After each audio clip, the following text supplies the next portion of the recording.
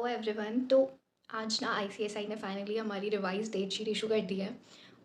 और जिसे देख के डेफिनेटली सब कंफ्यूज हो गए यार, 3 मॉड्यूल्स दे कि नहीं दे, क्योंकि कंटिन्यूअसली 9 दिन पेपर हैं। लाइक कैसे देंगे? ऑलरेडी वो बहुत टफ होता था कि लाइक 3 4 पेपर दो, फिर मुश्किल से 1 दिन का गैप मिलता था। अब वो भी नहीं है इस बार, और इस बार ऑलरेडी नहीं था बिकॉज 8 पेपर कंटिन्यू थे और उसके बाद सिर्फ 1 दिन का गैप था। अब वो भी गया, उस दिन हमारा आईसीडी का पेपर आ गया। बट अब हम इसके लिए कुछ कर तो सकते नहीं हैं बिकॉज 11th से तो सीएमए वालों के पेपर शेड्यूल्ड है।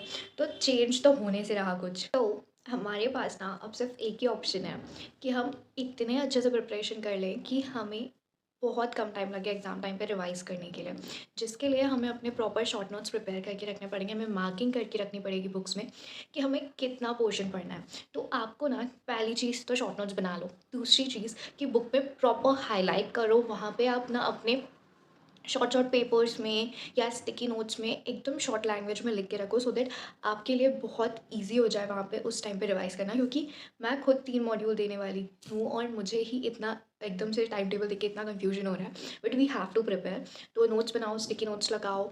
और उसके साथ साथ आपको एक सबसे बेस्ट स्ट्रैटेजी बताती हूँ मैं, जो मैं खुद भी करने की कोशिश कर रही हूँ, कि कभी भी आप हमेशा 2 या 3 सब्जेक्ट उठाओ साथ में। उसमें से ऑलमोस्ट 2 सब्जेक्ट्स आप पढ़ने के लिए उठाओ, लाइक आप उसे प्रॉपर पढ़ रहे हो।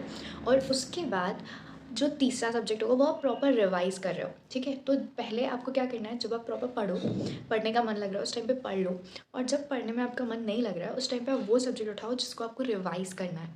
ठीक है, तो इसके क्या होगा ना कि आपका पढ़ाई भी होती जाएगी, और जो टाइम पे आपको पढ़ाई में मन नहीं लग रहा है उस टाइम पे आप रिवीजन करो। और इसके साथ साथ 2 3 सब्जेक्ट बल्क में आपके प्रिपेयर होते रहेंगे। अगर आप ऐसा सोचो कि आप 10 दिन में ये पढ़ लेता हूँ, 15 दिन फिर वो पढ़ लूँगा, तो इसमें क्या होता है ना, प्रेशर आता है कि अब वो 10 दिन में भी लग रहा है यार शिट ये भी नहीं हुआ, अब इसके साथ साथ मेरे और सब्जेक्ट्स भी पढ़े हैं। तो इसमें क्या है ना, बहुत टेंशन आती है माइंड में। तो हमेशा 2 या 3 सब्जेक्ट आप उठाओ साथ में, 2 को प्रॉपर्ली पढ़ो, 1 को प्रॉपर्ली रिवाइज़ करो।